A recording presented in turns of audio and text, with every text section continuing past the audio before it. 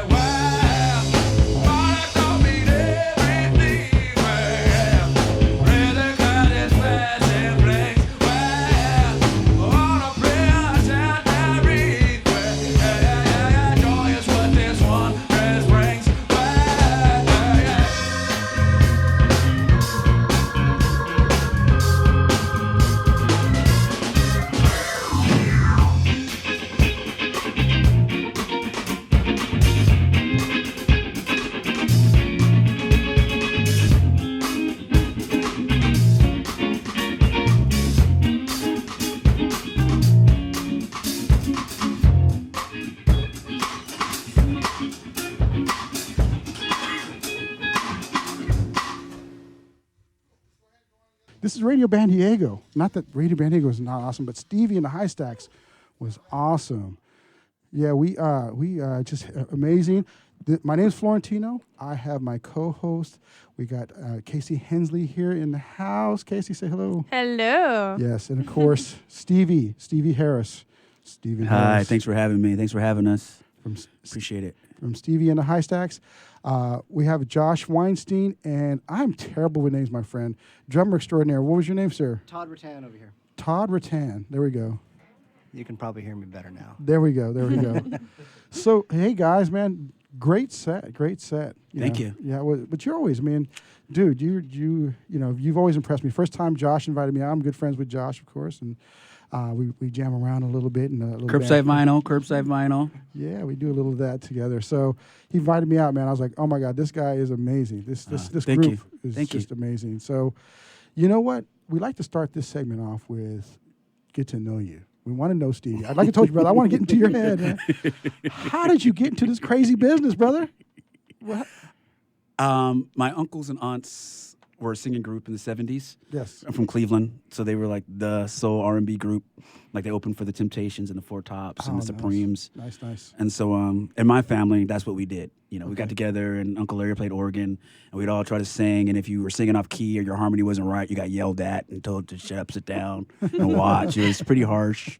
So you wanted to like... You got a cymbal thrown at your head, man? Yeah, you got like yelled. Yeah, it wasn't like, like some kids, you don't take out the trash, you don't wash the dishes. And my family, if you don't sing right, you get messed up.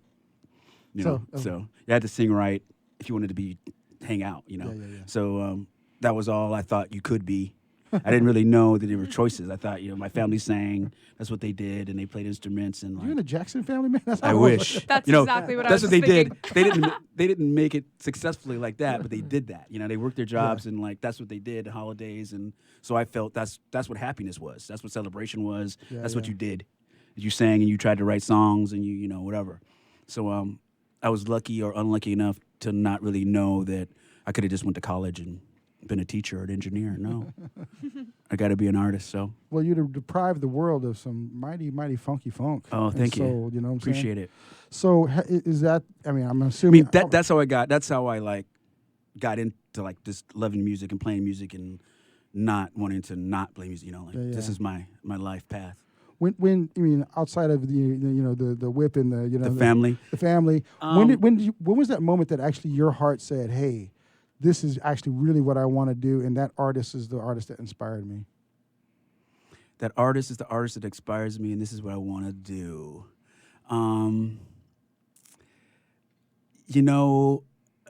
Shamefully enough, as musical as my family was, my mom wasn't actually a singer. My mom was a seamstress. Okay. She made the outfits for the group. So that's what it explains your style. Did your mom dress you today, man? No, she did, no. But she only had 3 records: Gladys Knight and the Pips, Greatest Hits, Stevie Wonder's Greatest Hits, and Barry Manilow's Greatest Hits. Oh, that's And awesome. Barry Manilow's Greatest Hits really got the most play. So I grew up listening to the classic songs day and night of Barry Manilow, and honestly, like I remember my mother. We were watching a concert, Barry Manilow concert on HBO. I'm probably 6 or 7. My mother tells this story about how Barry Manilow left his family, and he had to do that to make it. And she looked at me and says, "You have to really make sacrifices to like make it." And like, even though it's Barry Manilow, it may be cheesy or whatever, at that moment, kind of, and I always remember that moment. Wow. And like the look on her face, and like I'm looking at Barry Manilow, and he's some concert in Honolulu or something, and I'm like, I want to do that, and I'm willing to make the sacrifice. And then it wasn't anything musical. It was like, you have to sacrifice to do this. Yeah. And like, so it was that moment, and like Barry Manilow was actually the center of it. Well, hey, I want to hear that in your Grammy acceptance speech, man. For Barry better Manilow. or worse. I actually went to a awesome. Barry Manilow concert. Like, You're a fan of Low, aren't you? I mean, even now, Yeah. Great songs are great songs. But I was at a Barry Manilow concert. If you're in San Diego, I used to work at Off the Record, right? Indie. Okay. Cool hipster indie rock. Yeah. And the owner was at the same concert, and we were walking towards each other to the concession stand, and we looked at each other as if to say, "I won't tell anybody you're here. If you don't tell anybody, I'm here." Type vibe. But yeah. hey man, you know, Barry's funky, man. Barry's funky.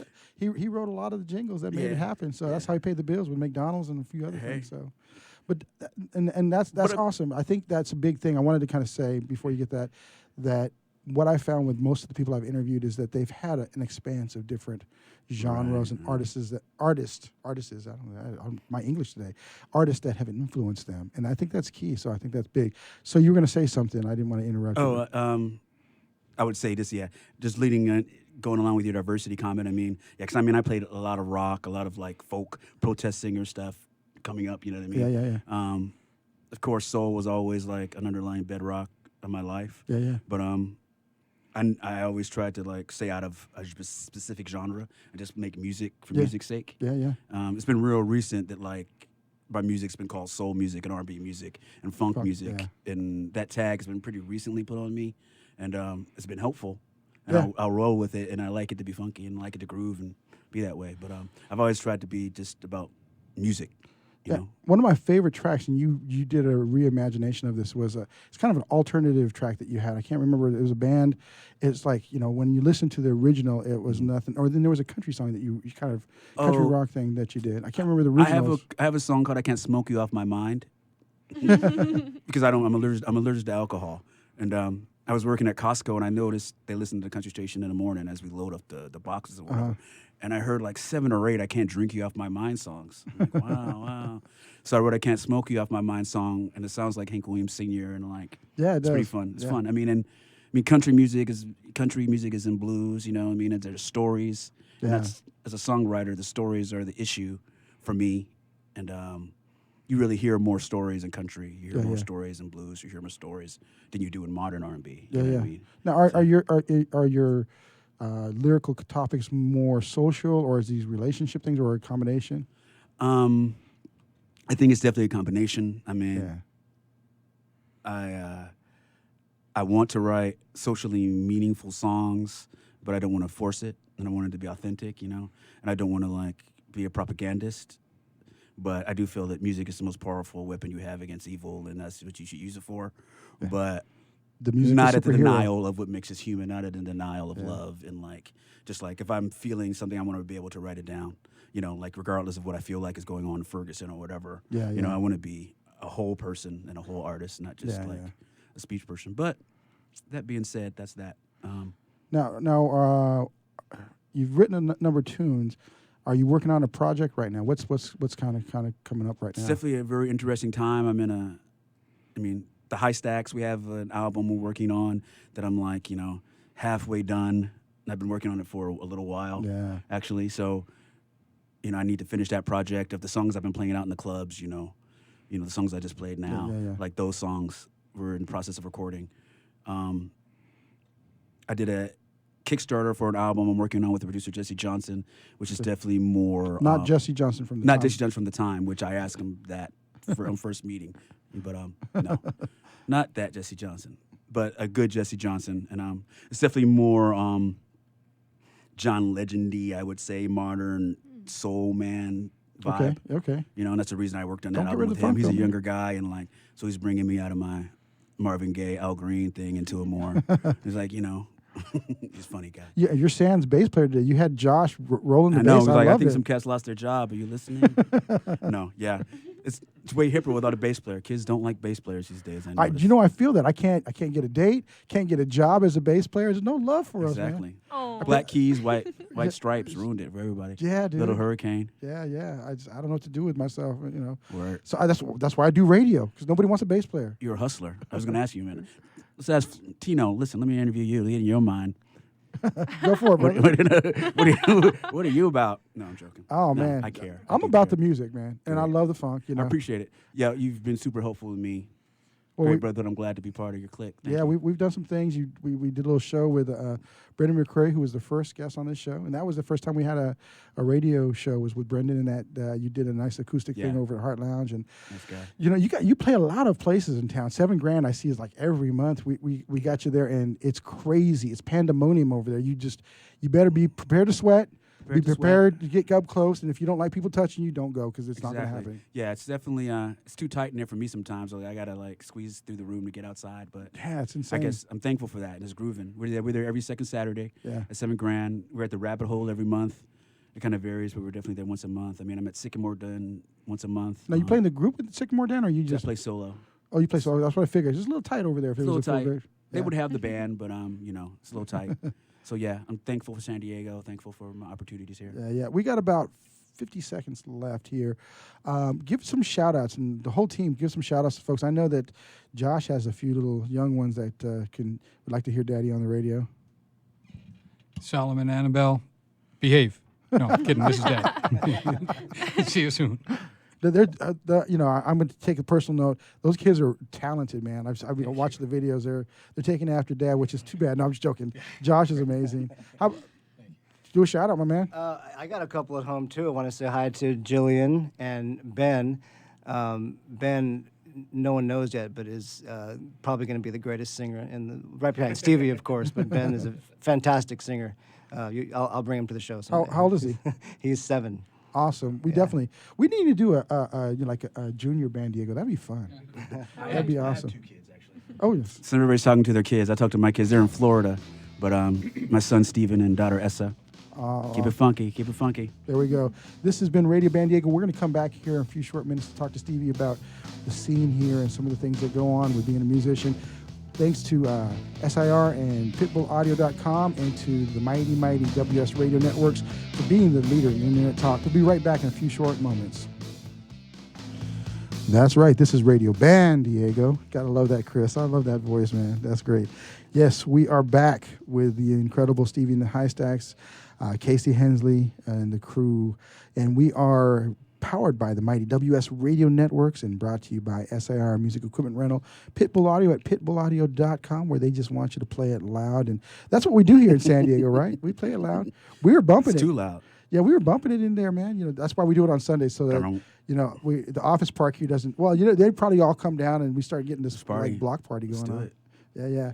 So hey, man, this segment we like to talk about what's going on here with the crew, some of the things that you've got planned, some of the things we just talked about. There's always good dialogue in between the segments, man. So first, let's start off with this. What's next? You're doing the album. You kind of got the next. Yeah, doing a few albums. Going to take it out on the road and do some shows up and down California at least, and try to spread it out. I know we talked about doing a San Francisco tour. San Francisco tour. We're going to do it all. Try to get some placements. I've been lucky enough to be in a Super Bowl commercial, and I've gotten a few songs and some TV series. So definitely want to try to do more of that. Awesome. And also on a personal, I want to take the pressure of getting paid and the pressure of like cool gigs and just like fall back in love with like music for music's sake and just play it and enjoy it. Be thankful for what I have. Yeah. Well, this scene is not always the easiest one here in San Diego. We all face it. Casey's, out there doing that. I think you had some thoughts on that, Casey, about the scene and maybe some questions. Yeah. Well, I want to ask this question before I forget. I had an interview once, and they asked me, "What's your craziest gigging story?" I mean, the club, the venue, the situation. Do you have any crazy, insane stories? Because I heard one where somebody pulled out a head out of a bag at a gig. Whoa. So I don't know if you can beat that, but I can't beat that. A head at a gig. Crazy story. The thing that comes to mind, story crazy. I probably shouldn't tell. Yeah, I can't beat the head. And just placed it on stage. They just pulled it out of a bag and placed it on stage. A human head. Yeah. That's... I mean, that's what I heard. That wins. I know. That wins. That was a Bayer Manilow concert too, by the way. Yeah. John Denver. Yeah. Pulled out a John Denver head. Sunshine is only on his shoulder. Yeah, exactly. Don't start, Josh. If you get him going on the jokes, 3 a.m, you get a text, a crazy joke from Josh. Sorry, man. Crazy story. It's a crazy story there. That's crazy. Yeah, you topped us all, Kelsey. Valentine's Day. This drummer was really mad at me. He shows up at the sound check. And since I knew he was mad at me, and I hadn't heard from him before the gig, I hired someone else. Oh, snap. But he wasn't mad enough at me not to show up. So he sees the other drummer, and he gets super mad. Oh, man. Starts throwing his drums around and cussing at me, cussing so much he couldn't find enough cuss words. He's turning red. He's spitting. The band's on stage sound checking. And he's like, this is it. This is Valentine's Day, remind you. What a Valentine's Day. And he's like, this is it. We're going to fight. It's been a long time coming. And I'm like, yo, let's talk about this, I got the sub drummer. He doesn't know the songs. I'd much rather have you play, but you're so mad at me. It was funny. They wound up having security taking him out. And so he's a tirade of cuss words. And the last little thing, and he goes, you no talent, piece of S. And I'm like, that's the one that hurt. I said, no talent. Wow, you're really mad. That was a good one. That was good. That was ooh. You should have led with that. That was a killer. Yeah. So that was fun. Oh man.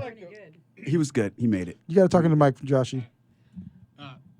The part of it that I liked as a bystander who didn't have to deal with any of it was that he got about 4 cuss words out, and then he had exhausted his vocabulary of cuss words, and you could see him getting pissed that he couldn't think of anything else to say.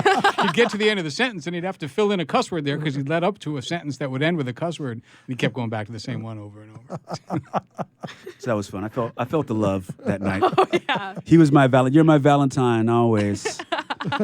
Wherever you are. If you're listening, I love you. You should sing my funny Valentine funky for him, a show just to kind of, bring Just out to the give it to memories. him. You gave it to me. So you know what, man? There's some challenges in this town. We talk about soul because we're an indie soul band, and the funny thing is we'll find ourselves on the bill with like some crazy like '80s rock band or something like that, Right. where the audience is. I mean, I love the stuff. I was down in the '80s with rock. But our sound doesn't relate to that. What do you find? What's going on with the scene here? Are you starting to see some community stuff? Because we've talked about that before. I'm definitely seeing more soul, funk, R&B community. I was in a band, the Style Tones, for 6 years. And when we started playing 6 years ago, there was 1 or 2 other soul type things going on. This was like a James Brown type review-y. Yeah. Original music type thing. I mean, and so 6 years later, there's a bunch of bands, like there's Curbside Vinyl, there's, Surefire, Soul Ensemble, there's all kinds of stuff going on. There's Soulside Players, there's Pocket, there's all kind of bands. Solar Blaze, with Burdell and stuff like that. Yes. Bumpin' Brass, who we're going to be doing a show with them on the 16th. Right. Actually, I forgot to mention that we got the Colitis and Crohn's Foundation where we're doing a big thing for them. So At a Mexican restaurant. At a Mexican restaurant, Cool. of course. Hey, Hey, if you're going to do that, Gotta eat. Gotta eat. So You have to add that in. So and then Joseph Luna's band. So there's a bunch of groups coming out. I would almost put Casey. You guys are definitely kind of a little bit more along the lines of bluesy, but you do a lot of soul stuff. Like Right. you did the Erykah Badu song last night, which was awesome. You just kind of changed it all up.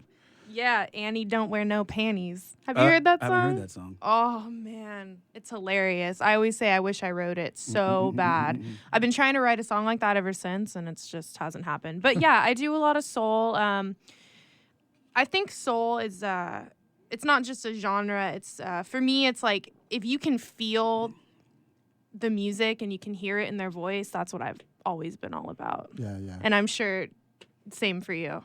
I mean, Yeah. If it's coming from a real place and it's emotional, Right. you know what I mean? There's no pretense involved. Yeah. Yeah, no pop. Oh.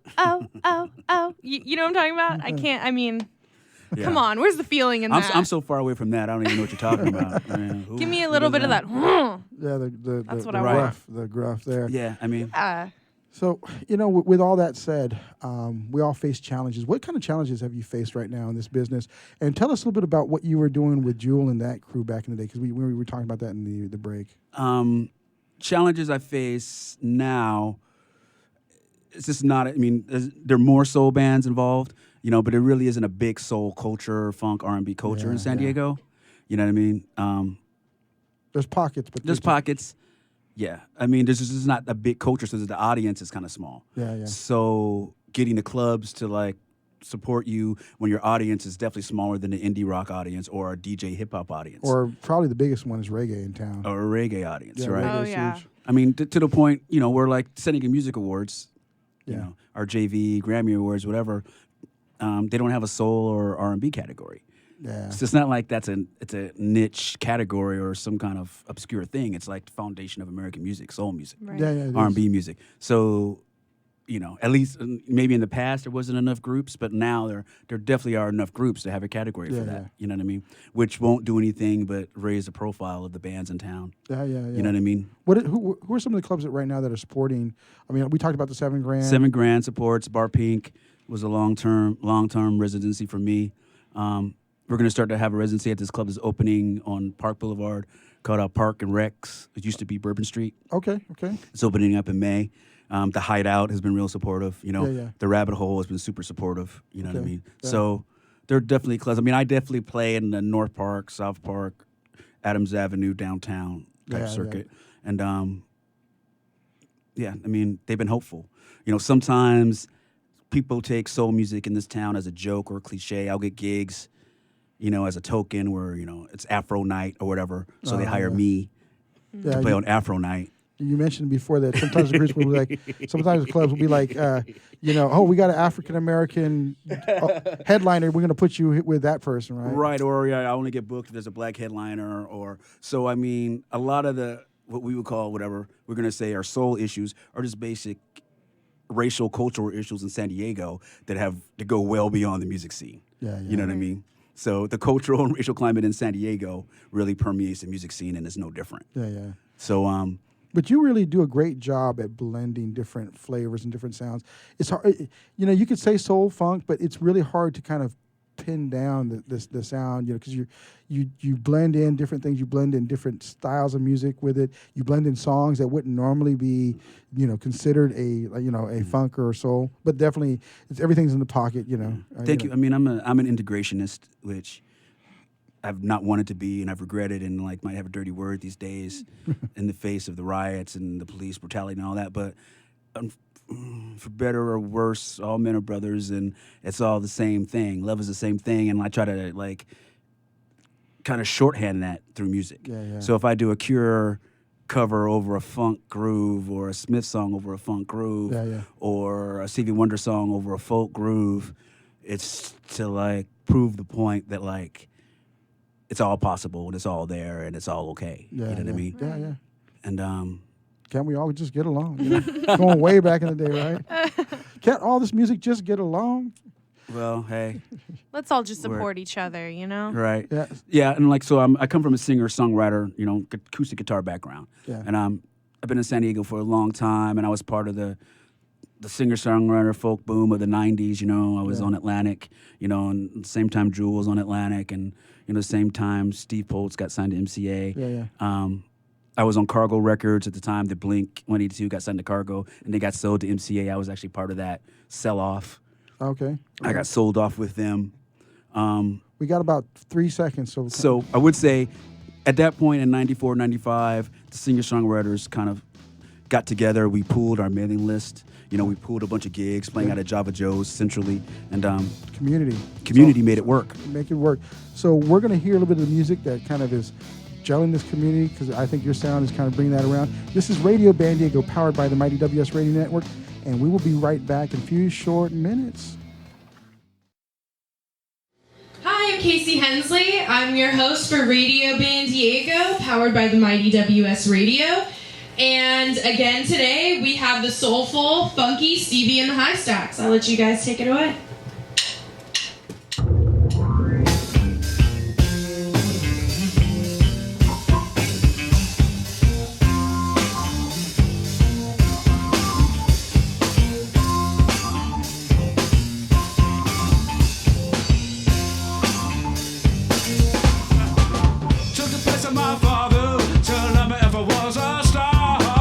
Just me with the radio and the back of a beat-up car. Now I got to get away.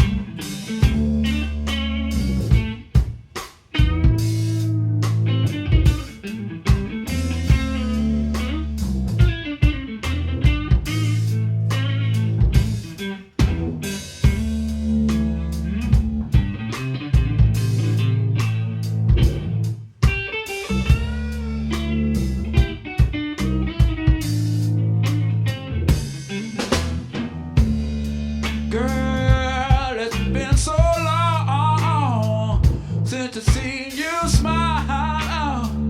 Tell me where's it going on for such a long while, baby. I know. I've been hard to find, but I didn't know I was there. Girl, it's been so long since you held my hand. Is it too far gone for you, me to be your man? No. If I know my tree been hard to climb, but I didn't know that I was there. Was trying not to lose any more than I need. I see the future. Oh, it's complete. The call say I'm second up. Where all I needed. I've been missing you all the way from Oakland to Cleveland. Know you've been dying in the dark. I know you've been dying just to talk. Know you've been hurting. Know you've been hurting. I know you've been hurting. I've been hurting too.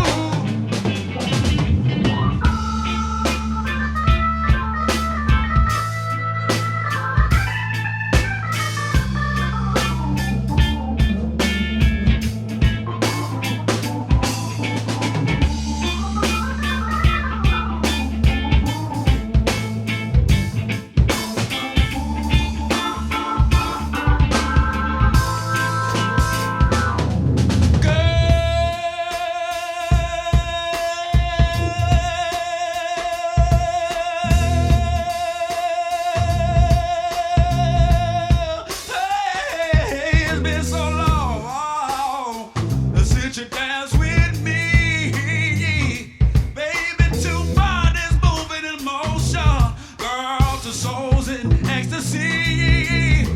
And girl, it's been so long, since you held my hand. Oh, is it too far gone, baby, for me to be your man? Try not to lose any more than I need. I see the future.